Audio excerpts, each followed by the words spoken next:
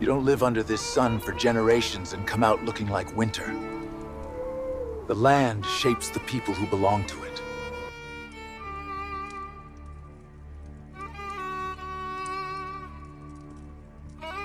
The man who built the ark and saved every living thing on this earth was a dark-skinned African man. Somebody gave your grandmama a coloring book that turned him into Santa Claus. Just let that sit. The oldest survivor in the book of Genesis, the man God personally walked out of a doomed world, the great-great-grandfather of every human being still breathing, was not the rosy-cheeked old white man with a long silver beard waving from the deck of a wooden boat in your children's church Bible. That picture is a lie, a fine lie, a nicely painted lie, but a lie. And the real Noah, the one the real text talks about, the one that the geographics demand, the one that the bloodline guarantees, was a brown man from a brown family in a brown part of the world. There was nothing else in the book. Someone else did.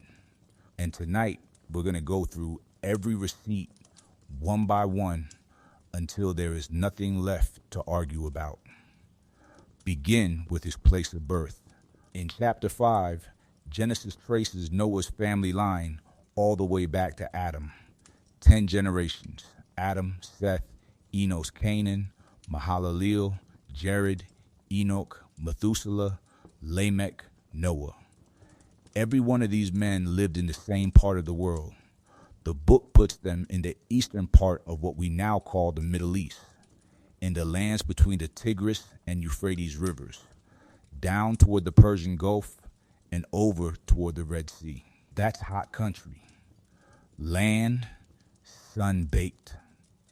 Someplace where it's 110 degrees in the shade and the wind blows like somebody opened an oven door in your face.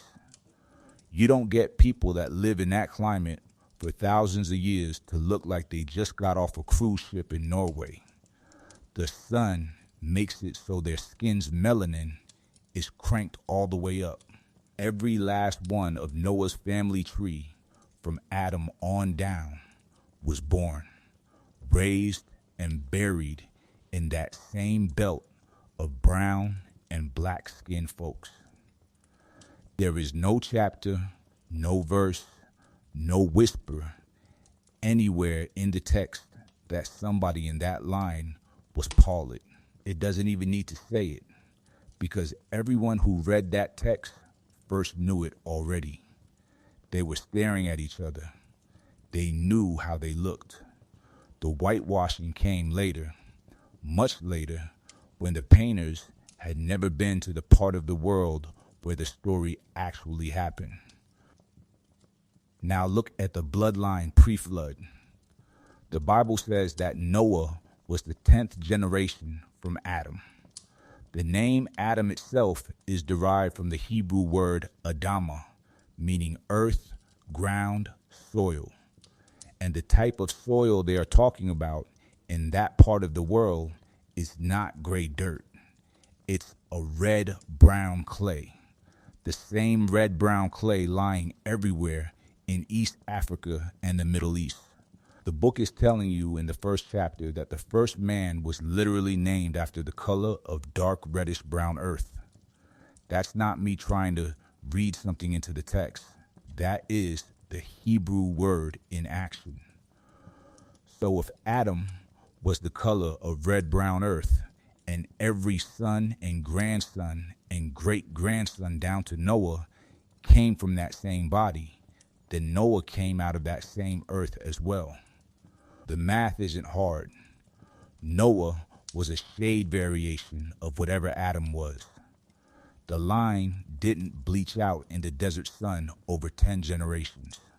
That's not how bodies work. Climate doesn't behave that way. That's not how genetics works. The line stayed the same color it started with because the sun stayed the same sun and the land stayed the same land. So Noah grows up in this hot, dry part of the world, lives 600 years according to the text, And one day God tells him to build a boat because the world is about to be wiped clean. He makes it. He inserts it. He climbs on it with his wife, 3 sons and their wives, 8 people all told. That is man after the flood. 8 brown-skinned people from one brown-skinned family sitting on top of the water for a year. But keep that in mind, because the thing that really gets covered up is what happens next. Them 3 sons. Shem, Ham, and Japheth. Genesis chapter 10 tells exactly what people came from what son. Shem is the father of the Semitic peoples, the ones who became the Hebrews, the Arabs, and the people of the eastern Middle East. Japheth fathered the peoples who spread north and west into what is now Turkey, Greece, and eventually parts of Europe, and Ham. Ham is the father of the Africans. The text names his children Cush, which is the Hebrew word for Ethiopia, Hebrew word for Egypt, Mizraim, Phut, a name used by the Hebrews for Libya, and Canaan, later to be known as the land of Palestine and Israel. Ham was the father of Africa. The Bible says it plain and simple. And if Ham was the father of Africa, then Ham was African. And if Ham was African, then his daddy Noah was African too, because sons don't look like a different continent than the man who raised them. Let me repeat that part because it matters. The Bible, the same Bible on your nightstand right now, calls Ham the father of Egypt, Ethiopia, Libya, and Canaan, 4 brown and black people, all from one guy, and that man's father was Noah. So if someone shows you a picture of a light-skinned Noah with 3 light-skinned sons, ask them which of these sons fathered Egypt. For thousands of years, the Egyptians painted themselves on the walls of their own tombs. They painted themselves brown. Ask them which son begot Ethiopia, because the Ethiopians have been writing their own history for 3,000 years, and they have always known they were black. Ask them which son fathered Cush, because the Cushites built pyramids that are still standing in Sudan right now. And the carvings on those pyramids show dark-skinned kings and queens. All that is from the Bible. All that is Ham. The Bible is telling you Noah's family was African before Africans even spread out across the continent. The cover-up only works if you never read beyond the genealogy. They are in Receipts, chapter 10. Here is where the lie really got ugly. The 1600s and 1700s. European powers started running the transatlantic slave trade. They ran into a small problem. They were Christians, or at least they claimed to be Christians. They went to church on Sunday. They read the Bible, and the Bible simply states that all human beings are descended from one family. So how do you justify enslaving Africans for life and selling their children when your own holy book says those Africans are your cousins? You wanted a tale. You needed a biblical reason. So a bunch of European theologians went digging through Genesis until they found a paragraph they could twist. Chapter 9. After the flood, Noah plants a vineyard, makes some wine, drinks too much of it, and ends up lying in his tent uncovered. Ham comes in, sees his daddy in that condition, and goes and tells his brothers. The brothers walk backwards in with a blanket and put it over Noah. Noah wakes up and learns what happened. He says a few words about Canaan, the son of Ham, and tells him that he will be a servant to his brothers. That's it, 8 verses. No skin language, No mention about color. No mention of slavery as practiced by the Europeans. Ham himself was not cursed. The words are spoken only as touching Canaan. And Canaan settled in the land that later became Israel and Palestine, not Africa. But the European preachers and slave traders did not mind what the text actually meant. They wanted a note to get permission. So they made one up. They called it the Curse of Ham. It was preached from the pulpits of Europe and the American South for 200 years. They told their congregations that God had cursed Ham with black skin and condemned his descendants to be forever slaves to white people. They put it in the theology books. It was taught in the seminaries. They published it in Sunday school handouts. They gave it to slave owners as a moral excuse for what they were doing. And here's the bit that should make you sit up. The Bible says none of that. Not a verse. Not one. Not a word. Nowhere in the text does it say that Ham was punished with black skin. The text never says Africans were cursed. The text doesn't say anything about slavery being a permanent condition for any group of people anywhere. It was all a lie. Manufactured, snatched from the air to serve the business. And generations of white preachers and black preachers repeated it because they were taught it in school by men who were taught it in school by men who were taught it in school by men who needed the lie to sleep at night. That's how you cover up. You say it long enough and people stop asking where it came from. If Ham was cursed to black skin, it was because he already had it. His daddy did too. And so did his mother. And so did everyone else on that boat. The flood hadn't bleached anybody. The flood didn't change anybody's color. 8 brown-skinned people got off the boat and walked into the world and started having children. And those children spread out, and the ones who walked north into colder climates over thousands of years saw their bodies adapt to less sunlight. And their skin got lighter, and their hair changed, and their features shifted. The ones who stayed in the hot lands stayed the original color. This is how human diversity actually works. That is what science gives us. That's what the Bible suggests if you read it without someone else's hand on your shoulder telling you what to see. Noah was the tree's trunk. There was every branch in him. The lighter branches were later growth in colder soil far from the original sun. The tree was originally from Africa.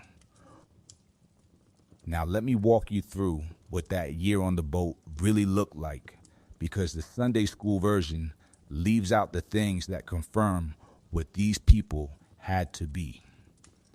The Bible says Noah was on that ark for a year. Some calculations say it's 370 days or so. Adrift on the open water in a place where the sun is always fierce, even on a normal day. No sunblock. There was no shade but such as the wood afforded them. Salt spray on their skin all the time. Wind in their hair. 8 men doing a physical job all day, every day. Hauling food to the animals, cleaning out the waste, fixing leaks, keeping watch. Now imagine that for 370 days in a row. Anyone with light skin and light eyes would have been roasted alive by the second month. The only kind of body that can take that kind of exposure for that long is a body that was built for that climate. Dark skin, thick hair to cover the scalp, eyes used to bright glare. What kind of body had the people of that region then and now? The story, the actual practical reality of what the story is about, only makes sense if the people in it look like the climate demands. This text is not abstract. The text is describing real bodies in a real place doing real work under real conditions. And those bodies were black. And his wife. Let us not pass her by. The Hebrew Bible does not give the name of Noah's wife, but older Jewish writings outside the Bible name her Nama. She was of the same stock of folk as Noah. Somewhere in her family tree, she was a sister cousin. She too was African. She birthed 3 sons who would be the fathers of every nation on earth, and she did it inside a wooden boat with 1,000 animals making noise around her, cooking meals and washing clothes and keeping the family together for over a year while the whole world drowned outside. Tell me that doesn't sound like every black mother who ever held a household together while everything outside her front door was falling apart. That's who she was. She had to be that person. She is the great, great, great, great, great, great, great, great, great, great, great, great grandmother of every single person reading these words right now. She was a dark-skinned African woman with strong arms and a steady mouth and a back that did not break under the weight of the whole world. Every black grandma in this country is walking in her line. Now, this is what the early church already knew. Before white European Renaissance artists began painting Noah as if he were their country cousin, early Christians in Africa and the Middle East were painting him as he really was. Look at the Ethiopian Orthodox tradition that has been practiced continuously since the 4th century. They paint Noah black, they turn his sons black. They draw the entire flood story with African faces because that is how they always saw it. The Coptic Christians in Egypt do the same. The early Syrian Christians did the same. There are old churches in the Middle East with mosaics from the 500s and 600s that show a man who looks like Noah with brown skin, dark eyes, and curly black hair standing on top of a wooden boat holding a dove. Those images were there for over 1,000 years before any white painter put brush to canvas in Italy. The black picture is the original picture. The white picture is the ultimate invention. And like the Black Madonna we have discussed before, the original African image of Noah has been quietly preserved in churches throughout Africa and the Middle East, while the rest of the world forgot. Then the Renaissance struck Europe in the 1400s and 1500s. Rich Italian families started to commission religious paintings for their private chapels. They wanted to glimpse themselves in the holy stories. So the painters started giving Noah a long white beard, pink skin, and blue eyes. They took him out in the dress of the patriarchs of Europe. They surrounded him with sons and grandsons who looked like the painter's neighbors. Within 100 years, white Noah illustrations were in every Bible printed in Europe, and the original image started to fade from public memory. When the Europeans set sail to colonize Africa and the Americas, the white Noah was the only Noah that anybody in the West had seen. And when enslaved Africans were forced to become Christians in the New World, they were given a Bible full of pictures of patriarchs who looked nothing like them and told that those pale men were the fathers of the faith. The biggest theft was not just the bodies and the labor. The greatest robbery was the face of God, the face of the patriarchs, the face of the people in the book, all robbed and replaced by a face that did not belong there. And every Sunday, our ancestors had to look up at those images and try to see themselves in a story that had been visually erased.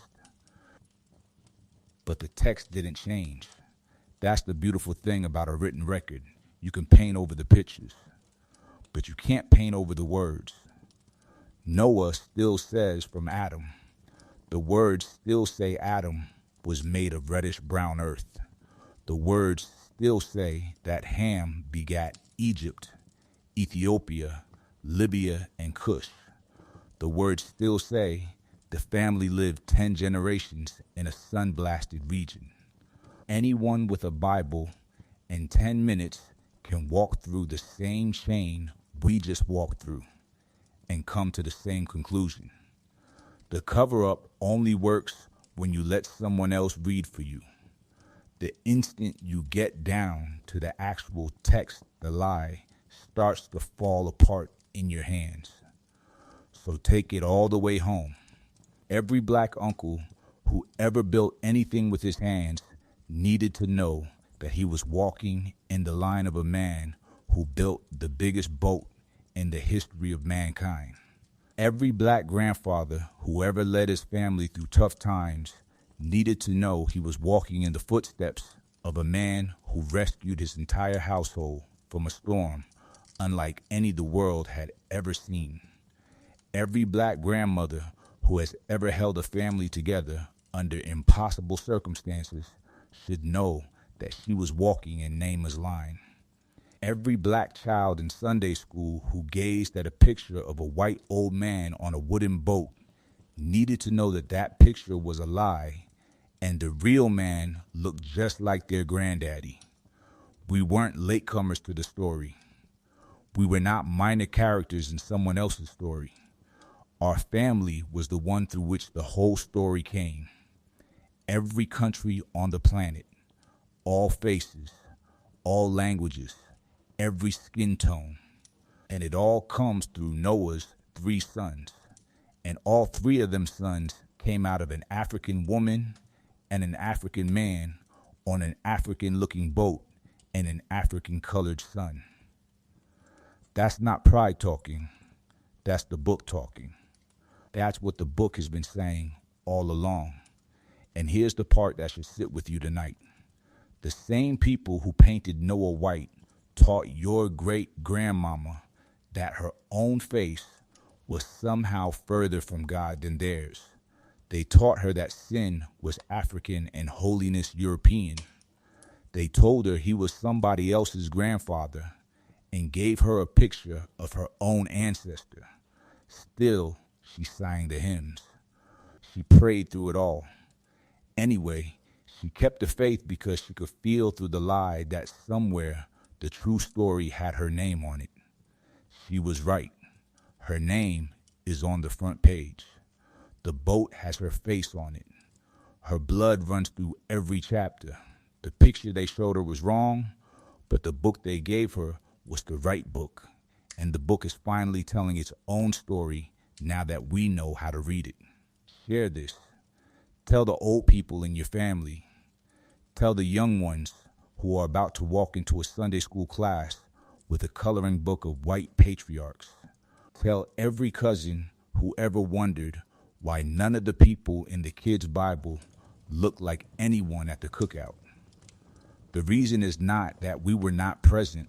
Someone deleted us purposely. But the erasure didn't work. The text stood. The Ethiopian icons preserved. The old African churches stood. And the truth is coming back the way truth always does. Slowly, then all at once, until you cannot look at one of those old paintings the same way ever again. Noah was a man of color. His wife was black. Their 3 sons were black sons. Every nation on earth was fathered by their grandsons. And every face you see when you walk down a black street in Houston or Memphis or Chicago or Birmingham is a living branch of that original family tree. This is not a children's story about a boat. The boat is your story. It has been your story the whole time. And if that unlocked something for you tonight, share it with the elders and the young ones in your family who need to hear it before somebody else gets to them first. Drop me a comment and tell me what you were taught Noah looked like growing up. I'm curious to see how deep this picture goes, and stay tuned because there is a lot more of this picture we still need to bring back into the light.